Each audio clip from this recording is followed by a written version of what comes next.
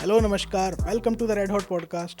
आज हम बात करेंगे कि एक सेंसेशनल और बॉम्बशेल रिपोर्ट निकल के सामने आई है कि यूएस और नॉर्वे ने जो एक गैस पाइपलाइन थी नॉर्ड स्ट्रीम रशिया और जर्मनी के बीच में, उन दो पाइपलाइंस को यूएस और नॉर्वे ने बॉम्ब किया था।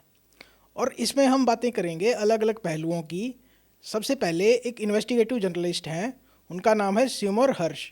तो उन्होंने इस रिपोर्ट को जारी किया है और हम ये जानेंगे कि ये सिमोर हर्ष कौन है, हु इज़ सिमोर हर्ष, और क्या ये एक इन्वेस्टिगेटिव जर्नलिस्ट हैं और क्या इनको जैसे कहा जा रहा है कि ये कॉन्स्पिरेसी थ्योरिस्ट हैं।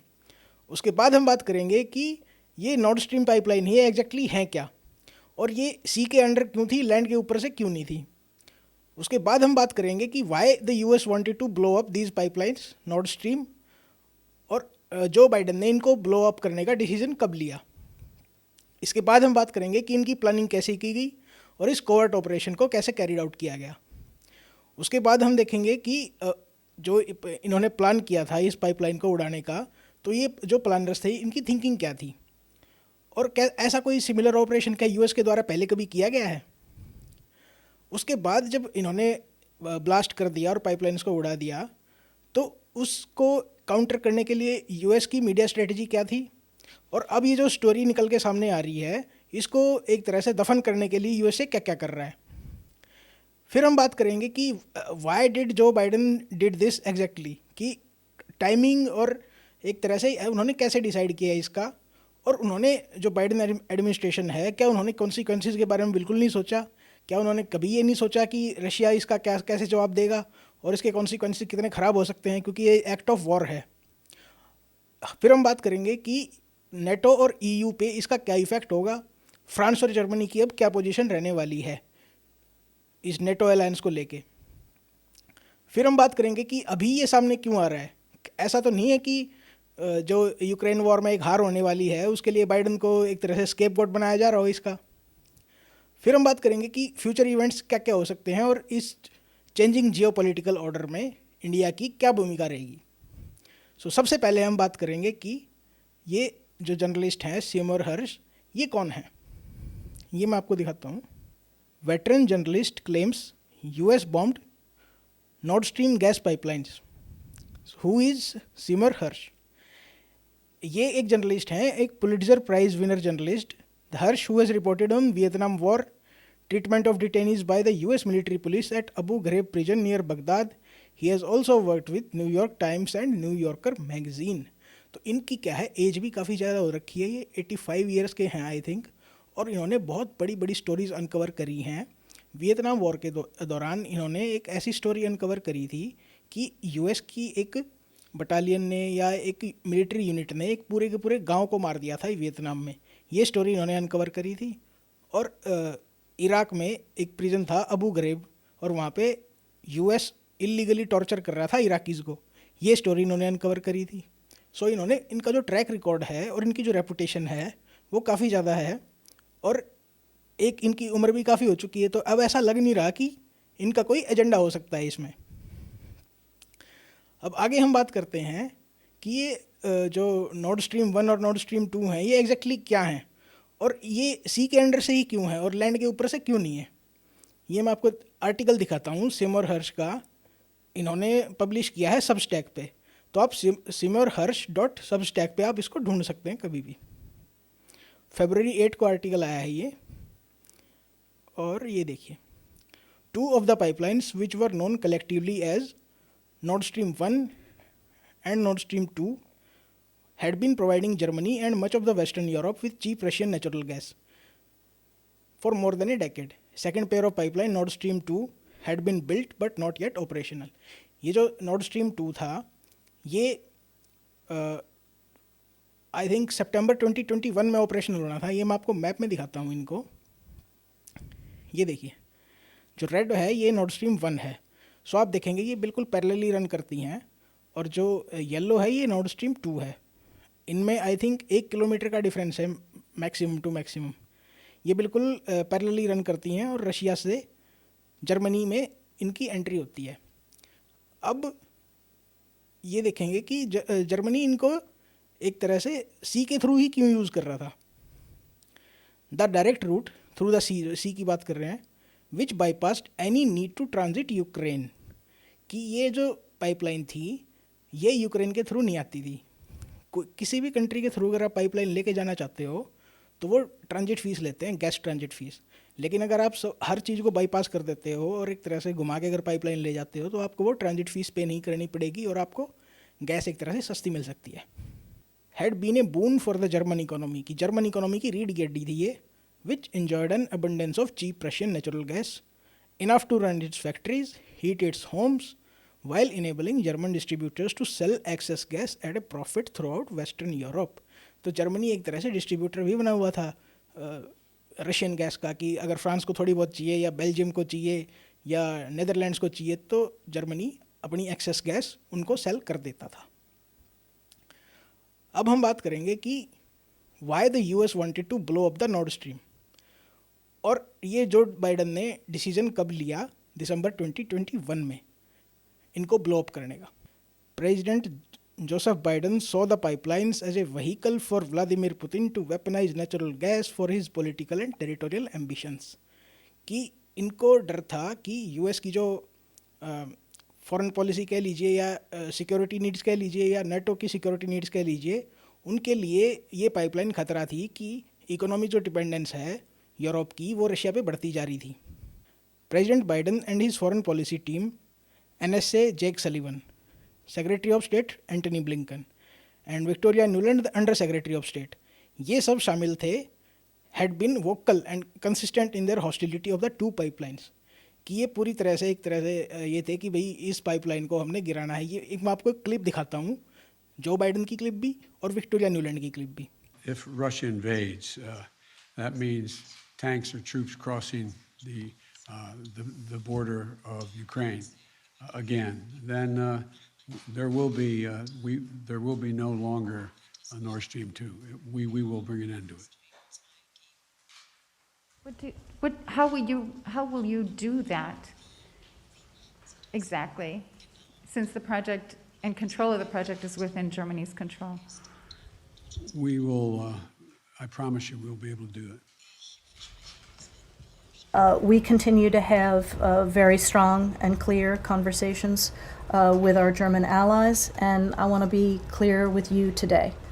If Russia invades Ukraine, one way or another, Nord Stream 2 will not move forward. उसमें आप क्लिप देखेंगे तो जो बाइडन एक तरह से अलग से ये कह रहे हैं कि हम पाइपलाइंस को उड़ा देंगे। तो जर्नलिस्ट ने उनसे पूछा कि आप कैसे, क्या आप करोगे ऐसा कि आप नॉर्ड स्ट्रीम को बंद कर दोगे। सो जो बाइडन ने कहा कि आप ट्रस्ट कीजिए, वी विल डू समथिंग। इसके बाद हम देखते हैं, from its earliest days Nord Stream 1 was seen by Washington and its anti Russian NATO partners as a threat to western dominance, कि यूएस की डोमिनेंस जो यूरोप में थी उसके लिए नॉर्ड स्ट्रीम 1 और 2 एक थ्रेट थे, कि ये अगर ज़्यादा कनेक्ट हो जाती हैं जर्मन और रशियन इकोनॉमी तो यूएस को वहाँ से एक तरह, यूरोप से एक तरह से बाहर का रास्ता मिल जाएगा। जैसे वो एक सेइंग है ना कि यूएस और नाटो की, कि यूएस और नाटो का यूरोप में एक काम है, to keep the Russians out, to keep the Germans down and to keep the US on top. आगे देखते हैं, America's political fears were real, Putin would now have an additional and much needed major source of income, कि war के दौरान Putin के पास एक major source of income होगा, and Germany and the rest of western Europe ये उसकी war को फंड करेंगे, would become addicted to the low cost natural gas, वो तो नेचुरल गैस के आदी हो जाएंगे कि भाई सस्ती गैस मिल रही है। तो ट्रंप के टाइम से ही यूएस ये कह रहा था कि आप ये रशियन गैस बंद कीजिए और यूएसए गैस परचेज करना स्टार्ट कीजिए, एलएनजी या कतर से परचेज करना स्टार्ट कीजिए। मई 2021 में जो बाइडन ने, जो ट्रंप के टाइम पे सैंक्शन लगी हुई थी नॉर्ड स्ट्रीम 2 पे, वो ट्रंप ने लगाई थी, लेकिन जो बाइडन ने मई 2021 में उनको हटा दिया। और उसके बाद इनकी एक तरह से सेनेट में काफ़ी बेइज्जती हुई, कांग्रेस में भी इनकी काफ़ी बेइज्जती हुई। जो एक रिपब्लिकन है सेनेटर टेड क्रूज, उन्होंने काफ़ी हंगामा किया था इसको लेके कि इन्होंने एक तरह से यूएस इंटरेस्ट को बेच दिया है और इस तरीके से। अब हम आगे देखते हैं कि how and when the planning was done, और ये एक कोवर्ट ऑपरेशन था, उसको कैरी आउट कैसे किया गया, ये मैं आपको दिखाता हूँ। लास्ट जून, यानी कि जून 2022 में, the navy divers, US navy के diver ex divers operating under the cover of a widely publicized mid-summer NATO exercise known as the Baltops 22 Baltic Operations। तो इन्होंने बाल्टिक सी में एक मिलिट्री एक्सरसाइज ऑर्गेनाइज कर रखी थी, उसका कवर लेते हुए कि हम तो एक्सरसाइज कर रहे हैं, और इन्होंने एक्सप्लोजिव प्लांट कर दिए नॉर्ड स्ट्रीम 2 और नॉर्ड स्ट्रीम 1 पाइपलाइन पे। Planted the remotely triggered explosives that 3 months later, 3 महीने के बाद उनको एक तरह से चार्ज को उड़ाया गया। Destroyed 3 of the 4 Nord Stream pipelines, कि 4 में से 3 को उड़ा दिया गया। 2 पाइपलाइन है, नॉर्ड स्ट्रीम 1 की 2 पाइपलाइन है, नॉर्ड स्ट्रीम 2 की 2 पाइपलाइन है, according to a source with direct knowledge of the operational planning. अब हम आपको दिखाते हैं एग्जैक्ट की किसने प्लानिंग की, कि कौन कौन इन्वॉल्व थे इसमें। In December of 2021, 2 months before the first Russian tanks rolled into Ukraine, कि फरवरी 24 को रशिया ने हमला किया था, और दिसंबर 21 में इन्होंने प्लानिंग को एक तरह से रूप देना स्टार्ट कर दिया था। यानी रशियन वॉर से पहले ही यूएस ने एक प्लानिंग स्टार्ट कर दी थी कि हम पाइपलाइन को कैसे उड़ाएंगे। Jake Sullivan convened a meeting of newly form task force, इन्होंने जॉइंट चीफ ऑफ स्टाफ को बुलाया, CIA को बुलाया, फॉरेन डिपार्टमेंट को और इकोनॉमिक्स डिपार्टमेंट को भी, treasury department. Sullivan intended for the group to come up with a plan to destruction of 2 Nord Stream pipelines, इन्होंने कहा कि एक कोऑर्ड प्लान बनाओ नॉर्ड स्ट्रीम पाइपलाइंस को उड़ाने का। नेवी ने कहा कि हम एक नई सबमरीन है उसको भेज देते हैं और पाइपलाइन को डायरेक्टली उड़ा देते हैं। एयरफोर्स ने कहा कि हम बम गिरा देते हैं। CIA ने कहा नहीं, ये तो हमारा वो है, एक तरह से मेजर जो एक्सपर्टीज़ का ग्रुप है वो हमारा अंडर आता है, ये कोवर्ट ऑपरेशन हम करेंगे। ये मैं आपको मैप दिखाता हूँ। मैप में इन्होंने कहाँ पे और कैसे ब्लास्ट करवाया है। ये जो आइलैंड है बॉर्नहोम आइलैंड है, डेनमार्क का आइलैंड है, इसके पास इन्होंने चार्ज लगाए थे, और ये 260 फीट की गहराई है समुद्र की यहाँ पे, और C4 एक्सप्लोजिव करके एक एक्सप्लोजिव होते हैं वो इन्होंने लगाए थे, और उस पर कंक्रीट की कवरिंग करी थी ताकि वो एक सराउंडिंग में घुल मिल जाए। और इन्होंने एक तरह से डिलेड उस पर टाइमर लगाया हुआ था, और एक अलग तरह का सिग्नल था जिससे वो एक्टिवेट होते थे। तो सितंबर 26, 2022 को नॉर्वे के एक प्लेन ने सोनार बायो से उसको ट्रिगर किया और फिर वहाँ पे ब्लास्ट करवाए गए। वो तो आपने फ़ोटो देखी होंगी जो बुलबुले निकल रहे थे सी से, बाल्टिक सी से, और एक फ़ोटो फेमस हुई थी। तो ऐसे नॉर्ड स्ट्रीम पाइपलाइंस को उड़ाया गया था। अब हम बात करेंगे कि इसके पीछे जो प्लानर्स थे उनकी थिंकिंग क्या थी, और क्या यूएस ने ऐसा कोई पहला ऑपरेशन कैरी आउट किया है क्या, ये मैं आपको दिखाता हूँ। Something like this had been done before. In 1971 US intelligence community learned from undisclosed sources कि रशिया के फार ईस्ट में एक कम्युनिकेशन केबल थी। तो इनको पता चल गया कि रशियन नेवी इस कम्युनिकेशन केबल के थ्रू इंटरेक्ट करती है, और इन्होंने उसको एक तरह से वायर टैप करने की सोची। तो इन्होंने अपने नेवी डाइवर भेजे, मॉडिफाइड सबमरीन भेजी, वहाँ पे एक सबमरीन रेस्क्यू व्हीकल भेजा, और एक ट्रायल एंड एरर के साथ इन्होंने लोकेट कर लिया रशियन केबल को। तो इन्होंने उसको टैप किया और वहाँ पे लिसनिंग डिवाइस लगा दी, और ये लिसनिंग डिवाइस को इनको हर महीने इसकी बैटरी चेंज करनी पड़ती थी। लेकिन 10 साल के बाद एक सिविलियन टेक्नीशियन था रोनाल्ड पेल्टन, उसने इनको रैट आउट कर दिया। तो उसको सिर्फ वो $5,000 में बिक गया रशियंस के द्वारा। तो ये एक तरह से इन्होंने पहले भी एक सबोटाज मिशन कैरी आउट किया है डीप सी के अंडर। तो ये जो कैपेबिलिटी है ये काफ़ी हद तक आप कह सकते हो कि यूएस के पास है, और कुछ हद तक यूके के पास है ये capability deep sea under diving में इंफ्रास्ट्रक्चर को डैमेज करने की। इसके बाद हम बात करते हैं कि जब ये ब्लास्ट हुआ, पाइपलाइन का ब्लास्ट हुआ, तो इसके बाद यूएस की मीडिया स्ट्रेटजी क्या रही, और अब ये जो स्टोरी निकल के सामने आ रही है इसको एक तरह से दफन करने के लिए यूएसए क्या क्या कर रहा है, ये मैं आपको दिखाता हूँ। फॉल आउट कि ब्लास्ट होने के बाद क्या क्या हुआ है। The American media treated it like an unsolved mystery. इन्होंने कहा कि पता नहीं किसने पाइपलाइंस को उड़ा दिया है, और हमें तो पता नहीं कौन आया और किसने उनको उड़ा दिया। हो सकता है रशिया ने उड़ाया हो इनको। Russia was repeatedly cited like a likely culprit, कि रशिया ने खुद पाइपलाइंस को मैन्युफैक्चर किया और खुद ही उड़ा दिया उन्होंने। कि ये तो एक कहते हैं ना कि पुतिन पागल है और he is a mad man, और कुछ भी सोचता रहता है वो। Spurred on by the calculated leaks from the white house, कि ये मीडिया को गुमराह कर रहे थे, but without ever establishing A clear motive of such an act of self sabotage, कि कोई मोटिव एक तरह से नहीं था इनके पास रशिया के ऊपर इम्पोज करने का बियॉन्ड ए सिंपल रिट्रीब्यूशन, कि अगर उन्होंने एक तरह से जर्मनी को और यूरोप को जवाब ही देना था, रिट्रीब्यूशन रिवेंज ही लेना था, तो गैस बंद कर सकते थे।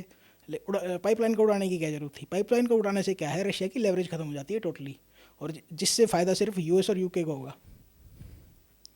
A few months later, when it emerged that the Russian authorities had been quietly getting estimates for the cost to repair the pipelines, the New York Times described the news as complicating theories about who was behind the attack. कुछ दिन के बाद ये सामने आया कि जो Russians हैं वो एक एस्टिमेट लगवा रहे हैं कि इस पाइपलाइन को कितने में रिपेयर करवाया जाएगा। फिर इन्होंने कहा कि रशियंस हैं, कुछ भी कर सकते हैं, अपनी पाइपलाइन खुद उड़ा के खुद ही रिपेयर करके पूरे वर्ल्ड को दिखाना चाहते हैं कि हम एक तरह से ये हैं, दूध के धुले हुए हैं। No major American newspaper dug into the earlier threats to the pipelines made by Biden and Under Secretary of State Victoria Nuland. जैसे मैंने आपको पहले क्लिप दिखाई कि इन्होंने अलग से कहा था दिसंबर 2021 में कि हम पाइपलाइंस को उड़ा देंगे, और इन्होंने उड़ा दिया। अब हम आगे बात करेंगे कि जो बाइडन ने एग्जैक्टली ये क्यों किया, और इनको कॉन्सिक्वेंसेस का कोई भी खतरा नहीं था क्या, इनको रशियन रिटेलिएशन का बिल्कुल भी खतरा नहीं था क्या।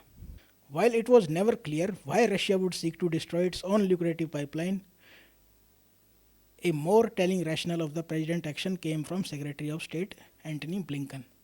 ये कभी कभी जब स्पीच वगैरह देते हैं ना तो खुद फंसने का काम कर देते हैं। जैसे पाइपलाइन उड़ाने के क्या 2 दिन के बाद इन्होंने एंटनी ब्लिंकन यूरोप में थे कहीं पे, तो इन्होंने कहा था कि consequences of worsening energy crisis in western Europe, इस टॉपिक पे ये बोल रहे थे कॉन्फ्रेंस में।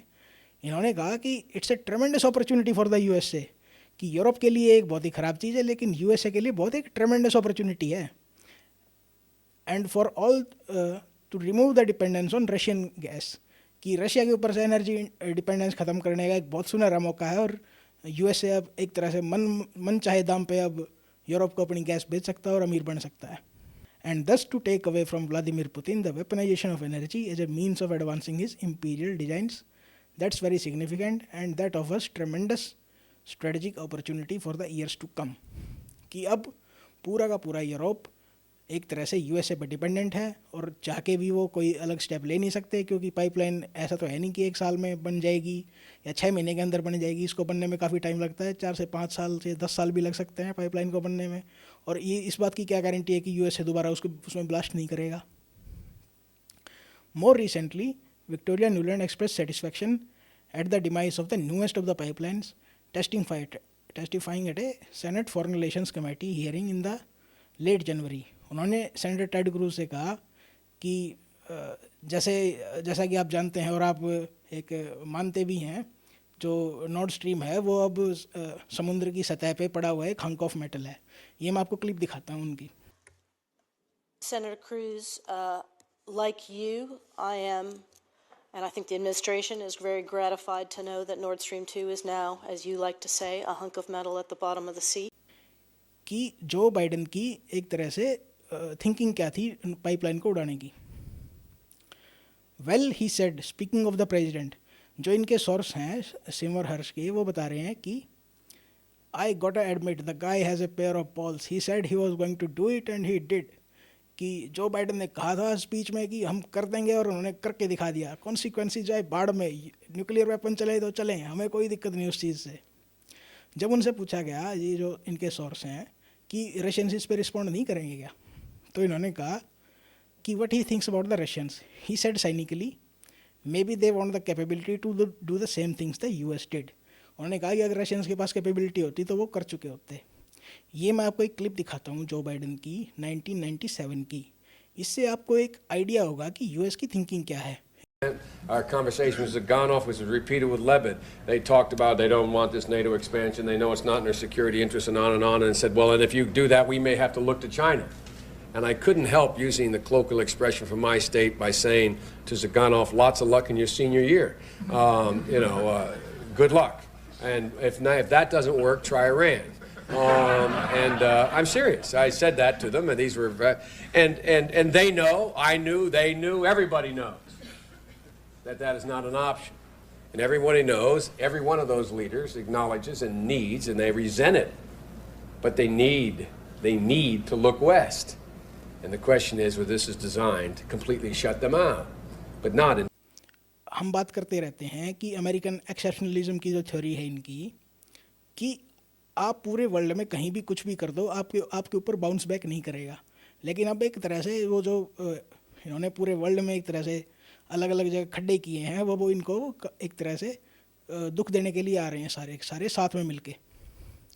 सो पूरा वर्ल्ड इनको एक तरह से नेगेटिव एक्टर के रूप में देख रहा है यूएसए को, और इनकी इमेज काफ़ी ज़्यादा ख़राब हो चुकी है अभी।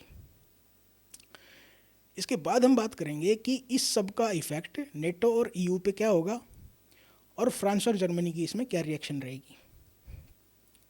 सो अब नेटो और ईयू दोनों एक तरह से अपने आप को वासल स्टेट या फिर एक किडनैप्ड ये महसूस कर रहे हैं यूएसए का। सो उनके पास और कोई ऑप्शन नहीं है, उन्होंने अपने आप को इस एक जाल में फंसा लिया है।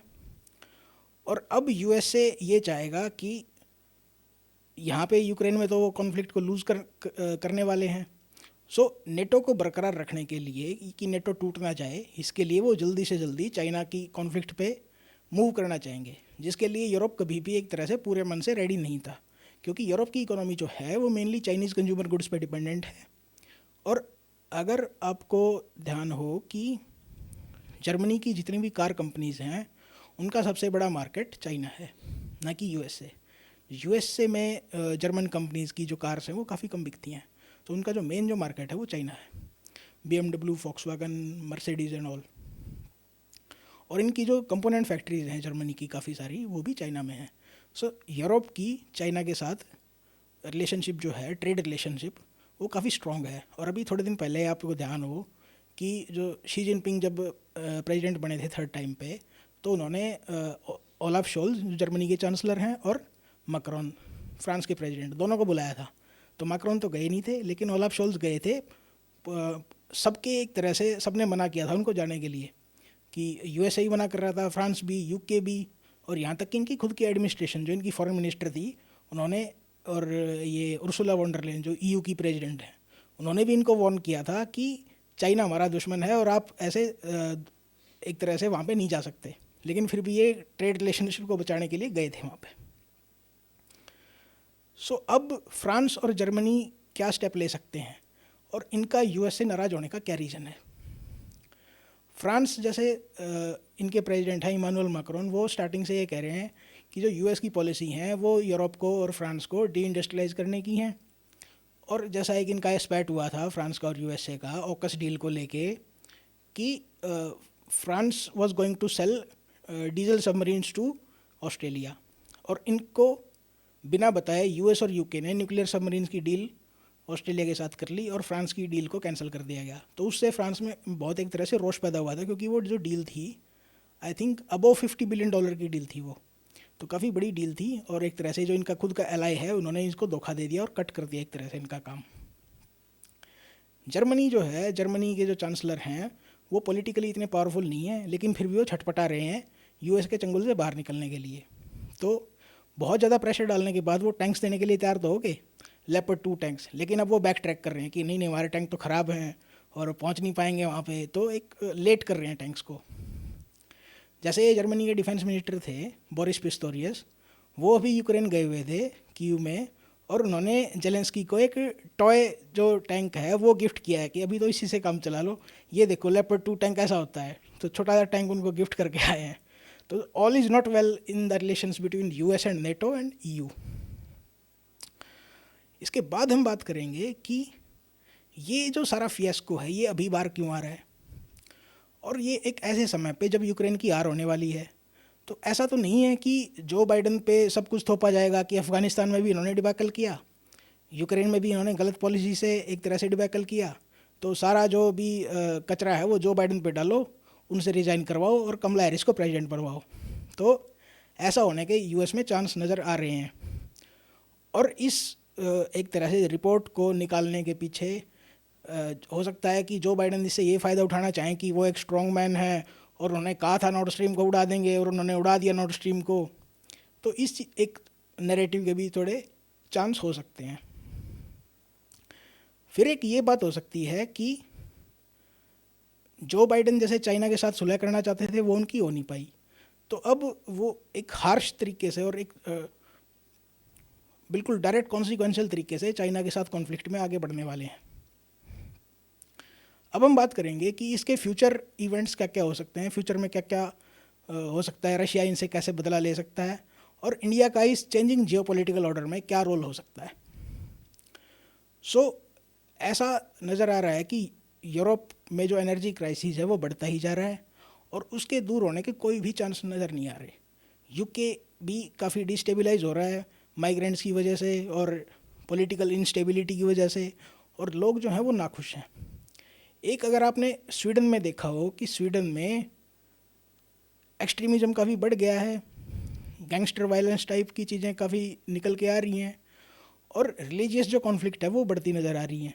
यही सेम चीज़ जर्मनी में होने के चांस हैं। फ्रांस में भी आपने पीछे देखा था कि कैसे जो प्रेसिडेंट थे इमानुएल मैक्रोन, उन्होंने स्पेशल बिल लेके आए थे वो मॉस्क को कंट्रोल करने के लिए और इमाम्स को और इनको एक रिलीजियस एजुकेशन देने के लिए। जर्मनी में भी सेम इशू होने के चांसेस हैं। यूरोप जो है वो डी इंडस्ट्रियलाइज हो रहा है और अब उसका सुधरने का कोई भी चांस नहीं दिख रहा, क्योंकि इनका काफ़ी हद तक जो सब्सिडाइज थी इकोनॉमी वो रशियन गैस पे डिपेंडेंट थी। तो अब रशिया इनको गैस क्यों देगा, और रशिया गैस दे भी रहा था इनको पहले कॉन्फ्लिक्ट के बाद, तो वो रूबल्स में दे रहा था। ये रूबल्स लाएंगे कहाँ से, क्योंकि ये रशिया के साथ ट्रेड नहीं करते। तो अगर ये समहाउ रशियन गैस लेना स्टार्ट भी कर देते हैं तो रशियन इकोनॉमी को स्ट्रॉन्ग ही करेंगे वो। अब हम ये देखते हैं कि इंडिया का इस सब में क्या रोल है और इंडिया कैसे एक तरह से इस जियोपॉलिटिकल ऑर्डर में कैसे अपनी साख को बढ़ा रहा है। 1 फरवरी को हमारे एनएसए अजीत डोवाल यूएस से जाते हैं। यूएस के एनएसए जेक सलीवन से मिलते हैं और टेक्नोलॉजी और एक तरह से मिलिट्री हार्डवेयर और एआई को लेके उनकी काफ़ी बातचीत होती है और कॉपरेशन पे और इन चीज़ों पे, चाइना को काउंटर करने पे, मिलिट्री हार्डवेयर बनाने पे, आर्टिलरी शेल्स बनाने पे, इन पे एक तरह से काफ़ी कॉपरेशन एग्रीमेंट्स होते हैं। और मार्च में जो एंटनी ब्लिंकन है सेक्रेटरी ऑफ स्टेट, वो इंडिया आ रहे हैं। उसके बाद वो 6 फरवरी को यूके भी जाते हैं, वहाँ प्राइम मिनिस्टर ऋषि सुनक से मिलते हैं और जो यूके के एनएसए हैं टिम बैरो, उनसे मिलते हैं। वहाँ पे वो सिक्योरिटी को लेके और ट्रेड और डिफेंस को लेके बातें करते हैं। उसके बाद वो एक्सट्रीमिज़म को लेके बात करते हैं कि यूके जो पनाह दे रहा है सिख एक्सट्रीमिस्ट को और मुस्लिम एक्सट्रीमिस्ट को, इनको देना बंद करे और इंडिया के खिलाफ जो भी प्रोपेगेंडा यूके की धरती से चलाया जा रहा है उस पर एक तरह से सख्त कार्रवाई करे। फिर वो 9 फरवरी को रशिया भी चले जाते हैं, पुतिन से मिलते हैं और वहाँ पे अफ़गानिस्तान को लेके सारे एनएसएस की एक बैठक होती है। उसमें काफ़ी कंट्रीज़ के एनएसए आए हुए होते हैं, चाइना, किर्गिस्तान, उज़्बेकिस्तान और कजाकिस्तान और तजिकिस्तान, ये सभी। और ये बैठक आई थिंक अभी चल रही है। तो इंडिया एक मेजर जियोपॉलिटिकल रोल प्ले कर रहा है करंट माहौल में। इस चेंजिंग एटमॉस्फेयर में हमारी साख और हमारी पावर बढ़ती नज़र आ रही है और इसके लिए हमें एक तरह से जियोपॉलिटिकल चीज़ों को अपने एक एंगल से समझना पड़ेगा। और मार्च 1 और मार्च 2 को जो रशियन फॉरेन मिनिस्टर हैं सरगेई लावरोव, वो भी इंडिया आ रहे हैं।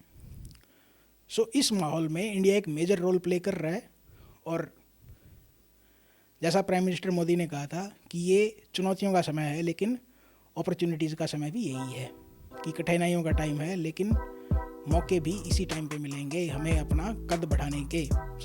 आज के लिए इतना ही। नमस्कार, जय हिंद।